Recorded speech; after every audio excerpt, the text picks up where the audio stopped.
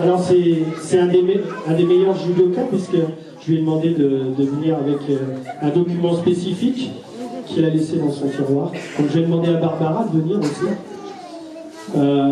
Donc Simon, comme quoi dans le judo, il y a la partie compétition, hein, c'est quelque chose qu'on a beaucoup développé dans le club. Je ne sais pas si vous avez tous vu, on a eu des super articles dans la presse là, depuis 3 semaines, où le parcours de Julien a fait qu'aujourd'hui on a à peu près une vingtaine de participations aux différents championnats de France. Donc l'aspect compétition est important au club, mais il n'y a pas que ça. Pour avoir des bons compétiteurs, il faut des bons arbitres. Et Simon en fait partie, on en a quelques-uns d'autres dans le club, mais Simon a été dernièrement récompensé, et je vais laisser la parole à Barbara puisqu'elle va présenter ça. Simon, au-delà d'être bon en compétition, il est un des meilleurs arbitres, en tout cas du département et de la région. Il a eu la chance d'arbitrer des compétitions importantes que Barbara va vous nommer. Mais en plus, c'est que Simon, dès que le club a besoin, il est présent.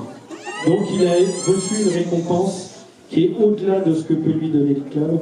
Et Barbara, vous allez le présenter. On n'a pas le doc, mais on va faire sans, hein, Simon. Bonsoir à tous.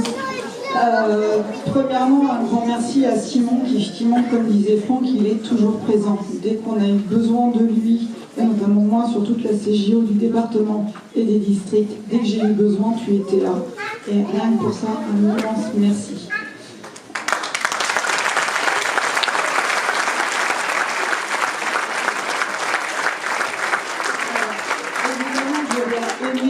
Te remettre officiellement cette lettre de félicitations que tu mérites amplement. Bon, évidemment, tu l'as oublié. En même temps, c'est toi. Hein, alors, excusez-moi l'expression, mais Simon est ce que j'appelle une bête à conneries. Je l'adore, c'est pas un souci, mais c'est une bête à conneries, et c'est l'exemple même d'avoir oublié son propre diplôme ce soir. Alors qu'il est prévenu depuis 4 semaines. Alors Simon, on a commencé, je me souviens même plus en quelle année déjà, ça a commencé à faire quelques années. 2012 2011-2012, donc ça commence à faire. Pas compliqué, dès que tu as commencé à faire la CJO. Donc la CJO, c'est ce qu'on appelle la Coupe du jeune officiel.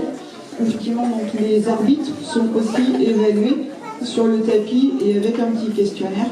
Et au fur et à mesure, ils peuvent monter en grade et en importance de manifestation. Donc dès que Simon a commencé, il est de tout de suite monté sur les podiums. Donc district, département, région. Donc à l'époque c'était encore Poitou-Charentes. Tu as fait première région Poitou-Charentes, je crois. Si, tu as fait première région Poitou-Charentes. Tu as été sélectionné sur ce qu'on appelle l'inter-région. Et du fait que là aussi tu as dû faire podium, tu as été jusqu'au championnat de France. Ce qui est quand même une autre idée.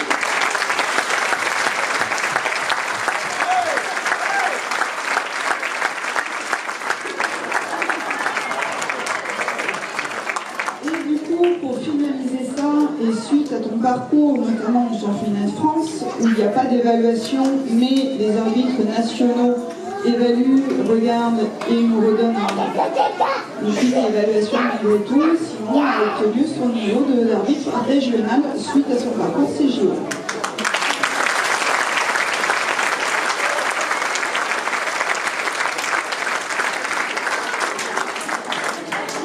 Évidemment, maintenant, tu es passé junior. La fameuse TGO junior, c'est un petit peu bancal, dirons-nous.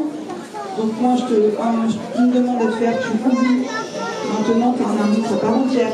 On oublie la CJO. Tu as ta place. Tu as un niveau largement supérieur à d'autres. J'espère que tu en as conscience. En tout cas, ce que je peux te dire, c'est que beaucoup d'arbitres F1, F2, F3 et F4 en ont tellement conscience. Et je sais de la part de Pascal, qui a fait toutes les évaluations avec moi, on est très fiers de ce que tu es devenu, de l'arbitre que tu es, et on dit un grand merci parce que tu es l'avenir de notre arbitrage.